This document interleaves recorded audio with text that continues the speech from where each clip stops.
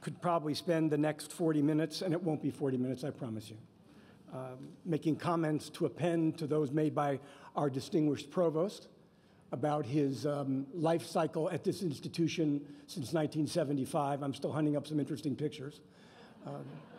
And while he addressed you today most eloquently about the challenge of the future and the hope and opportunity, this will not be his last opportunity to speak because he still has 4 commencements to pull off. And we will be lauding him in the most appropriate way as time passes. And we always say that the most hectic time in the year for higher education is the fall, except for the spring. And you all know we're smack in the middle of that right now. Thanks to Dr. Lori Beasley and the team.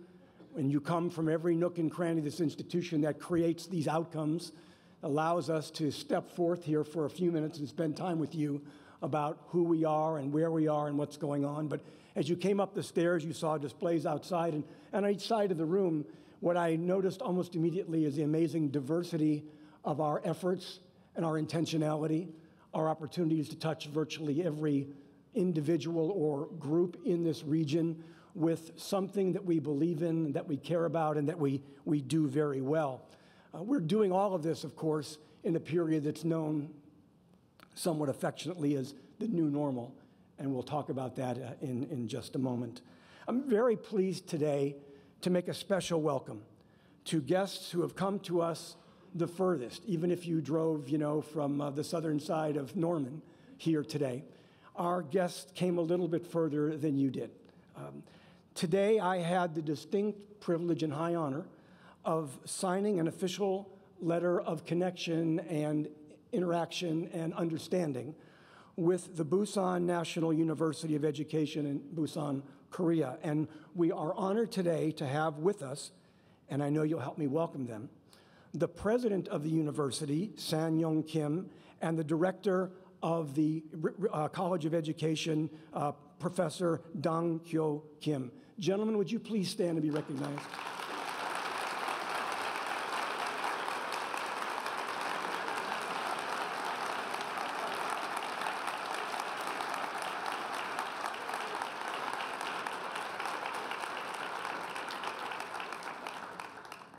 As is apparent, they're going to be most engaging partners.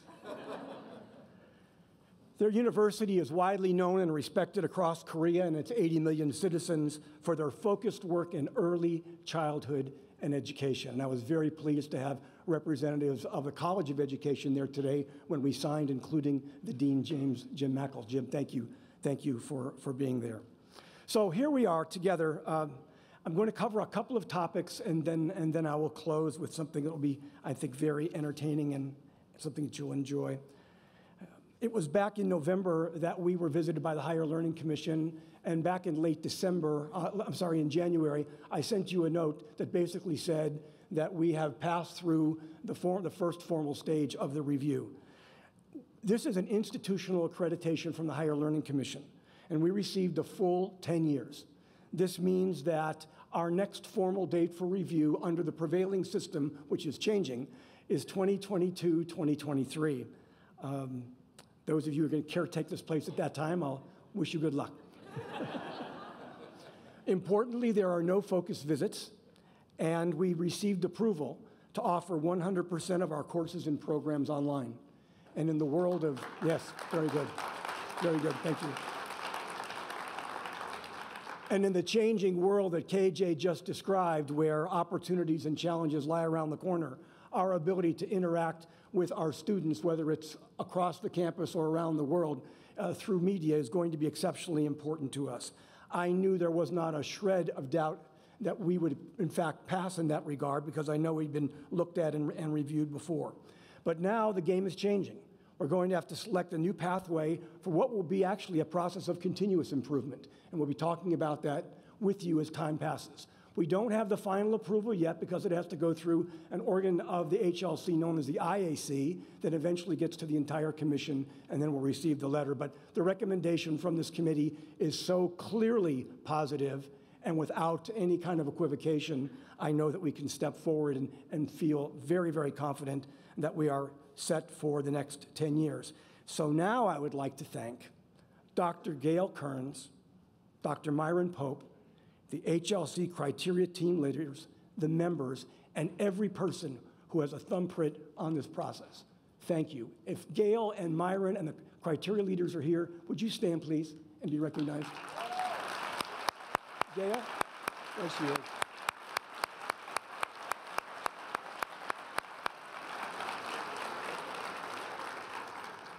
Legions accomplish these goals, but if I had to pick one true centurion in this process, from beginning to end, and literally to the last moment we received the last note, it was Dr. Kearns.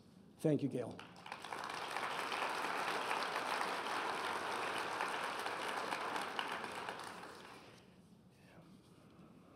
Provost Radke has obviously made it clear that he's not going to take my offer to stay, even though I tried to send the note back several times that he sent me. We are now underway to find someone who can appropriately lead us from this perspective for the next several years. And as of Monday, the committee that will be responsible for searching and screening will begin to meet. I want you to know that many of you, several of you in the audience are involved, and I thank you for your willingness to serve. And I have asked the Dean of the College of Business, Dr. Mickey Hepner, to chair this process for us. And so, Mickey, if you're here today, there he is. I appreciate your service and all of yours. We are going to do a national search without a national search firm. And this is the reason why. I believe that based on the work that you have done and the reputation that you have created, based on the quality of the talent that exists in this state, in this region, and on this campus, that we are going to harvest an extraordinary group of potential provosts. Our job is to make sure that she or he is the right fit for us. And that means the fit not just for the day or the week or the month. Maybe we'll get lucky and have it for 35 years. The point is that this is an important partner in the process, a university-level leader who's responsible for the academic program, not just the courses and not just the individual activities, but the spirit of the academic enterprise, which is the reason why we are gathered here today. Every one of us has either direct link or dotted lines to someone who taught someone today or yesterday or tomorrow. And that is so clear to me and so important to us that we find the right person. And so we will begin immediately. We plan on having this process accomplished by the end of this spring and the beginning of the summer. My intention is when our provost leaves that there is no vacancy and our new provost will step forth. So all of you are hereby deputized to think about your colleagues, those individuals who have displayed those qualities and characteristics, and that character that have the ability to be part of a leadership team and help us accomplish the goals. Help us navigate the upper part of the Missouri River, which is going to change dramatically, precipitously, and often, even in the lifetime of those of us that are on the backside of our careers, as opposed to those of you who are going to guide this university for many, many years to come. Think deeply about this. Think about the kind of people that you know, that you admire, that inspire you, that are able to bring other people together and are able to articulate the message of why we are here, because provosts do that. And this provost has done that in an unparalleled fashion. More information will follow on this process, and we look forward to your comments and your involvement. Well, KJ did just a wonderful job in giving you a sense of where we are now in the process of planning. And I know when someone says, oh, we're going to do a plan, the first response is, oh, no, not again. And the second response is, so where do I hide this thing when it's done? The fact is, we've made a sort of a blood pact among us that this is not a document or not an outcome that's going to end up on some dusty shelf. We're going to keep it as bright and fresh as possible, and I think KJ really captured that notion when he was speaking just a few moments ago. In the combination of thinking about this, there are these 4 strategic directions, and I think we might have a slide or two on this. I'll be talking in a minute about what it means to be a metropolitan university. But if you look through the 4 strategic directions, we talk about a culture of collaboration and caring and connection. We talk about aligning our resources and our mission in the appropriate way. And we talk about the opportunity of meeting the needs that are out there for the people we will serve. And that's the kicker. That is, in fact, the demarcating element. All of this planning, all of this deliberation, all of these incredible people who have wonderful ideas, who have worked 500, and some of you already, on this process, and those 60 of you that will take us further and reach down into the system. When it's all said and done, we have to ask ourselves, does this matter in somebody's life, that when we finish, we can actually say, straight-faced and with a sense of pride, that we are fully ready to fulfill our role as Oklahoma's Metropolitan University, that we understand what it means to be a metropolitan university, and we're learning, and that we understand our role and responsibility to help students learn in an environment unlike any of you, no matter how long you've worked here, no matter how long you've served as a faculty member, a staff, whatever. We've never encountered the multiplicity of variables that are now upon us. It doesn't mean it's bad. It means that it is. And so what do we do about it? We did the right thing. We came together as a university community. We asked ourselves hundreds of questions. We poked and prodded. We aired our grievances. We talked about things that happened 20 years ago or 2 days ago. We reached deep inside and we vetted, and then we looked again. And what I see emerging is a consensus. We do matter. We matter dramatically in a region and in a state that is changing in a dynamic fashion. And it requires a dynamic institution filled with dynamic, responsible players. And that's you and me and us. We have this chance.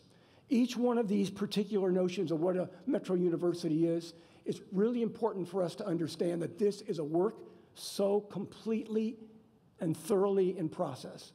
We are not done. Can't be, just like you're not done. Just like those wonderful students that pass through your classes aren't finished.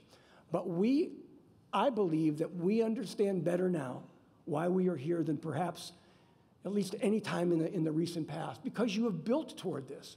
Bill just articulated the process that got us to where we are. And that whole notion of transformative learning and the Central Six and the idea that we're going to be the Metropolitan University didn't spring out of one person's mind while he was taking a walk or taking a shower.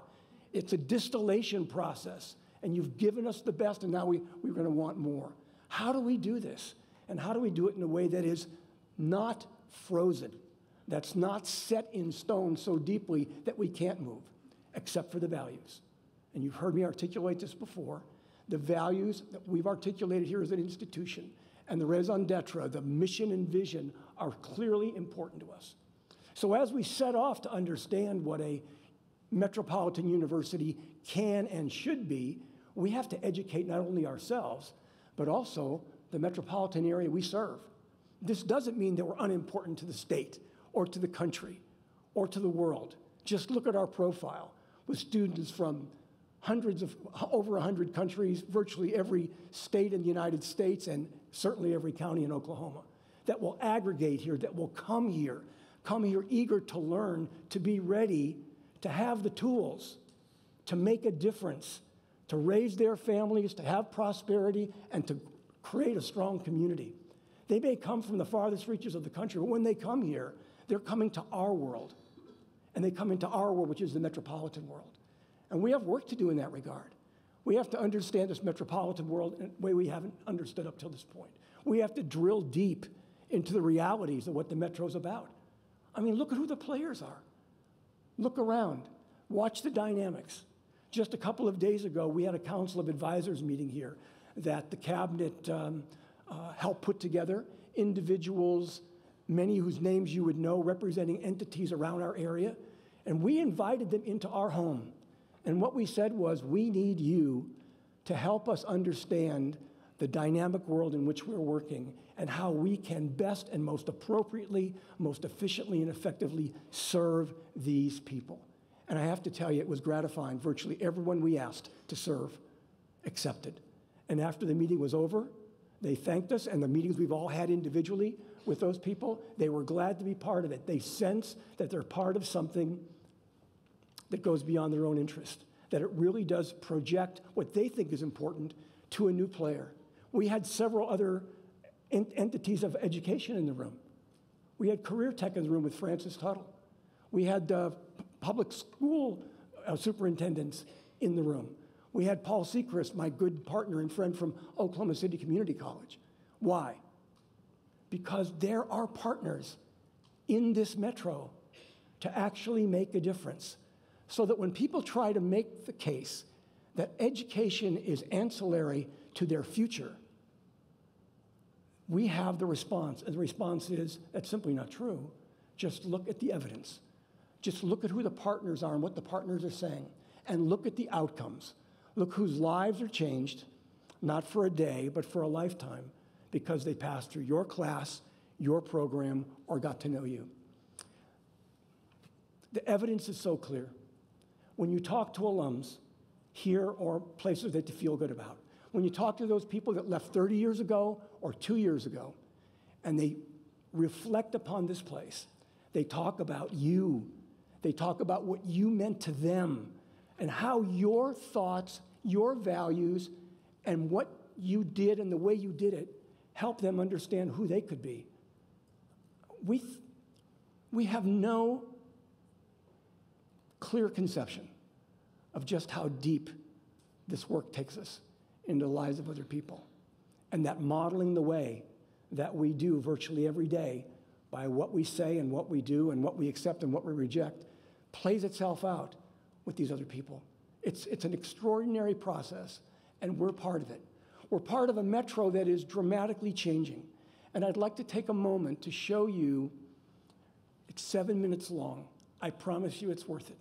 The other day I had a chance to see a locally produced in Oklahoma sense of who we are as a metro at this moment in time. And if you would roll that, please, I'd appreciate it.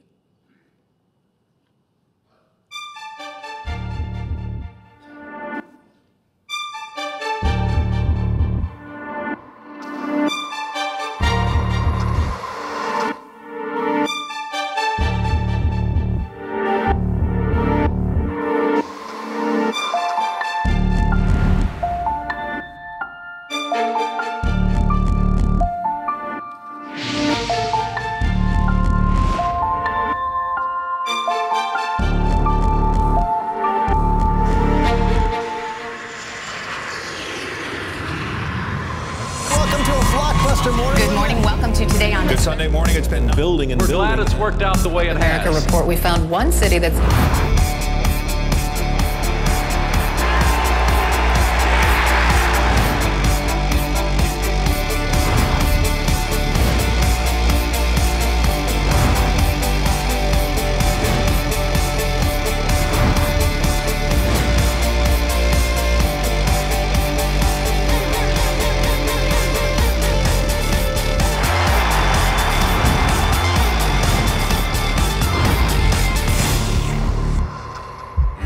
It's a powerful thing. When the New York Times says your city has arrived, you can believe your eyes. The scope of change here in just the past few years has been breathtaking. A strong, steady progression that adds up to a transformation. It radiates from a remarkable downtown renaissance, unleashing wave after wave of vibrant urban reinvention. This is 21st century Oklahoma City, where an ever-ready economy is matched with a way of life that's a magnet. You feel its pull as soon as you do the math. Whether you're running a business or your own household, compare a low cost of living with a wealth of good-paying jobs, and the difference is what we pocket to save and spend on extras that are unaffordable elsewhere, which makes for healthy businesses and very contented citizens. Your tour of Oklahoma City starts downtown with a superstar of a skyscraper. the new 50-story Devon Energy Tower, and the reimagined Myriad Gardens. There's the roar of NBA basketball at the Chesapeake Energy Arena, where the Oklahoma City Thunder's fairy tale of a rise has put OKC top of mind worldwide. Add the sleek Oklahoma riverfront, a new U.S. Olympic training center for rowing, canoe, and kayak, and a wondrous new waterfront that welcomes everyone. The urban core is booming with corporate headquarters, hotels, and restaurants, urban parks, and encounters with the arts, including the spectacular Oklahoma City Museum of Art and Civic Center Music Hall. Live music and entertainment beckon from Bricktown to Western Avenue and beyond. Thousands are living downtown and in vibrant urban neighborhoods. A world-class campus for elite biomedical research and the State Capitol Complex are all adjacent to a network of interstates that assure an easy commute, coming or going. Whether it's a condo downtown, historic district charm, a leafy university town, or a rambling acreage, the wide variety of lifestyles is a major driver of the growth in every corner of Greater OKC. It's pretty sweet. Housing is so famously affordable, it boosts everyone's standard of living, and the amenities many new arrivals consider luxuries are happily the norm. Oklahoma City has always been a cultural crossroads. Downtown's Deep Deuce District was a cradle of American jazz. Our Western and American Indian cultures are unmatched. And today, Latino and Asian populations brought in a tapestry of diversity. Diverse cultures have fed the creativity coursing through our communities. It drives innovation in our industries. It drives decisions on development. And one result is job creation. Jobs are plentiful here because a low cost of living translates to a low cost of doing business. And employers profit from a workforce with a strong work ethic. The decision to adopt a new hometown comes down to what it's like to live here. How you spend your days and nights and weekends. How you move around the city and the people you encounter every day. Your options for entertainment and education. Plenty of evidence says that once people are here, they stick around or leap at the chance to come back. First, we live in a land of lakes and a haven for recreation. If you think Oklahoma is one big prairie, know that we have more diverse terrain per square mile than any other state, and more shoreline than the East and Gulf Coasts combined. We're raising athletes and teams, from Little League on up. Powerhouse college sports are an obsession. We have hockey and baseball teams, and the Oklahoma City Thunder has officially sent this city into the stratosphere. An impressive array of performing arts ranges from the Philharmonic and Ballet to choral and theater groups. University programs soar, particularly in dance, opera, rock, and jazz. Our museums start with the finest collections of Western and American Indian art in America. Galleries are booming, while arts classes and events cultivate creativity with hands-on adventure. And given the math we mentioned, no wonder we're shopping with money to spend. High-end merchandise and services are abundant and multiplying.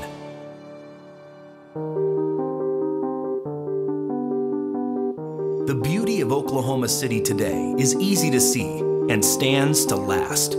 Because where we really shine is in numbers that work in your favor. Whether you're Generation Y or a baby boomer. Because the job market here says, welcome. The standard of living says, welcome. The economy, cultural life, and sense of community all say welcome. Whether you're accepting a job or you're the spouse who's looking for one. Whether you're parents of toddlers or teens, or young enough and lucky enough to grow up here, you will find an exciting city on the rise and people who will make you feel at home from the day you arrive in Oklahoma City.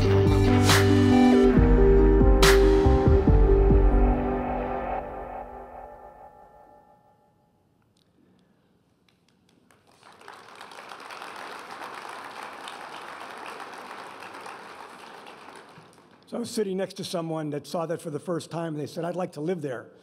And they happen to be here. But I think the energy and the dynamic change is what's significant. We're going to try to make sure that this is available to those people that are applying for positions at the university, come in and have a little connection, along with many other websites for them to explore, et cetera. But the whole notion is we are in a period of dynamism. How do we connect, et cetera? One of the slides, or two of the images there, had to do with the Oklahoma River and the boathouses. And outside here, in the hallway, I don't know how they quite did it, but we have a two-person skull, is that right? Something close? I remember those when I was a boy in Seattle, and it typifies the expression of the university right smack in the middle of the metro. You're seeing some slides now of, I think, is a fairly accurate representation of what the UCO Central and Chesapeake Boathouse will look like. It is a very dynamic, futuristic structure that will be in congruence with the others that are there. Our particular mission, outside of hosting our rowing team, which is obvious and appropriate, we will also be the venue on the Oklahoma River for music and for art. And in that way, we'll be able to showcase the wonderful talents that we have all over this institution, and destined to be a venue of choice for so many people. And I appreciate all the work that's been done. That was not done by one person on one day with one budget. And that is a product of partners deciding that that was important to them, and they made the appropriate investments. Most recently, I'm sure you read that we received a very generous gift from MidFirst Bank, and part of that gift, the lion's share, went to the boathouse. But they also invested in a new professorship as well as in Old North, and we appreciate them. Reflective of the sense that we have that creating and maintaining new partnerships is one of the ways we deal with the challenge of change, one of the ways we will thrive in the new normal. I know there was a time when my predecessors, and most appropriately so, received their budgets from the state, and they dispensed the budget and they lived with the budget because the budget was 100% of what they had to work with. We know, and Vice President Steve Kreidler could verify for us, that over the last 10 years, the participation of the state in our funding has dropped dramatically, not by a few percentage points, but dramatically. And in the process, we've had to make up in many different ways some of the gap, and usually we can't and don't. And there is still a disproportionate lag in terms of state funding and what this university needs in order to be able to educate people appropriately and compensate you appropriately. We are vigilant and active in the process of looking at the best way to fund what we do and how we do it in the future. And that means using the state funds and doing our very best to secure the maximum support, but also finding the other partners to help make that possible. And I promise you there'll be more of that as we go along in the year. When I was thinking about the Vision 2020 as the video was up, I began to think about the specific ways that we might move forward ideas or potential centers of excellence. Many of you can think about them already on this campus, places that we've already distinguished ourselves. How do we nurture those areas? How do we, in fact, derive and create new centers of excellence, pillars of opportunity? We can start, obviously, with those that you all know very well, the Forensic Science Institute and that whole conglomeration of training and consulting and educating in the law enforcement and related activities. The work we're doing in the arts, broaden that out, the entertainment area, in a number of ways, a number of different ways, really opens up new opportunities. How can we capitalize on what we've already created that's recognized and move into new areas with new partners? How do we become the higher education hub for Oklahoma City? I think it's a fit. I think it's a fit for a couple of reasons. One is because of the mission and vision and values, because of the program array, and because of the quality and the dynamism among the people we have here to create new opportunities for people who are going to want to learn things that we probably don't even know the names of at this particular point. So that hubness, to me, is the idea of being the center of a rich collaborative enterprise. No one does this work alone ever again. No matter what person stands up and tells you that, there is no way to get to the goal without collaboration, and it's demonstrated for us constantly. We will be looking at what best practices we can learn from our metro peers around the country, those 10 institutions that have been identified and ratified by the state regents, that we're sort of like them, except if you do the math and do all the comparisons, there aren't many institutions that are just quite like us, but we can certainly learn a great deal. We want to nurture the undergraduate and graduate research opportunities. We want to nurture the graduate programs. We want to grow the graduate programs to meet the graduate needs in a metro area where many people might have a first degree and now they're ready to go on and change their life with a second degree. And opportunities lie before us in a number of ways in that regard. And there's so many opportunities for us to think about alternative methods of delivery. I was in a meeting today that's hosted by the Chancellor of Higher Education, and it has to do with online education.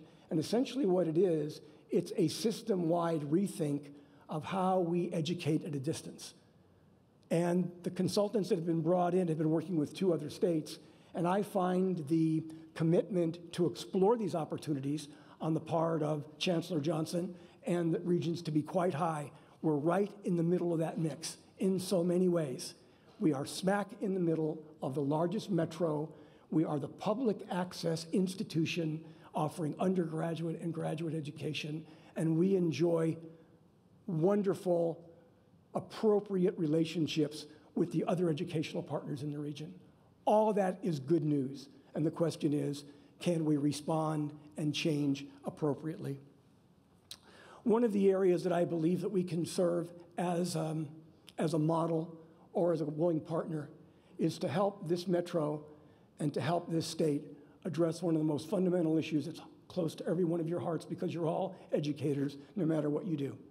And that simply is, will she be ready and reading at 8?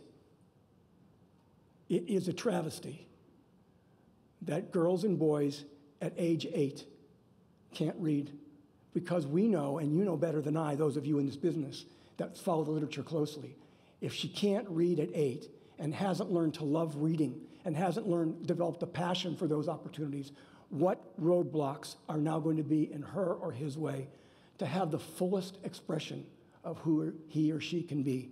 It's one of the keys to unleashing human potential.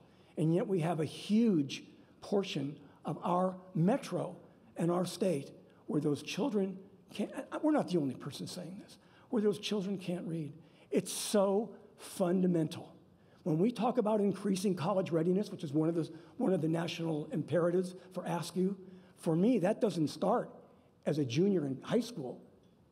Can she read at age 8? And so I have discussed this with Dean Mackel, and we're going to have a conversation, all of us, about how we mobilize, what we can do, not as the person, not as the entity, but as one of the stimulating collaborative partners, so that children, when they're no longer children, have an opportunity to live the fullest, richest life possible because someone cared enough to tutor, mentor, and teach them how to read at the right times in their lives. Well, thriving in the new normal. It's a tough job. The new normal means nothing is normal. You know that, okay? Just as long as we're on the same page. There's a book that I have been sharing occasionally with individuals. Many of you probably have read it. It's called Abelard to Apple, The Fate of American Colleges and Universities by Richard DeMillo. And in this book, he raises a whole number of issues about how our fate is changing as entities more than any time since the days of the University of Paris or Bologna or Salamanca or perhaps Baghdad. And he said this: anything that makes us slow to move, inflexible, and disconnected from our stakeholders is a weakness. We must tie our success, my words now, we must tie our success to the metro to the state, and to what we're going to call, borrowing from Wisconsin, the Oklahoma idea. And the Oklahoma idea is simply this: we are here to serve this community. And you draw the community any way you want to, from a pinpoint in your neighborhood out to the edges of America and beyond. But for us, this metro and this state, we are in service to this community. It's not buildings, it's not boundaries, it's real people with goals and aspirations and hopes for themselves, their children, and importantly, their grandchildren. In what way can we, in fact, create such a compelling sense of our willingness and readiness to serve that the answer will be obvious? When you are thinking of how you are going to create the next 15-year plan for a region or a state, will you leave us out of that process? Will it be an ancillary player, or will it be we have this bank and this government and this nonprofit and this industry, and we have this education? And what better partner to have, a highly collaborative, interactive partner than this university? It will be important for us to harness our imagination, our creativity, to produce fresh innovations. It's not going to get easier, but it's going to get real interesting. That I promise you. Because everyone is reaching for answers. No matter what their field of endeavor, no matter what their station in life, people are casting around in a time of challenge and change for answers. What makes sense? What will work? How do I protect myself and my children in the future? And I'm not just talking about physical protection. How do I create that environment that I dreamed of the day she was born? And I believe fervently that we are one of the main players, one of the prime assets in collaboration.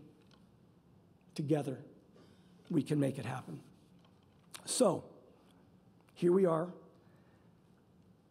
in the spring of 2013, which I have to tell you still sounds like a made-up date to me. I'm still back somewhere in the 80s or 90s.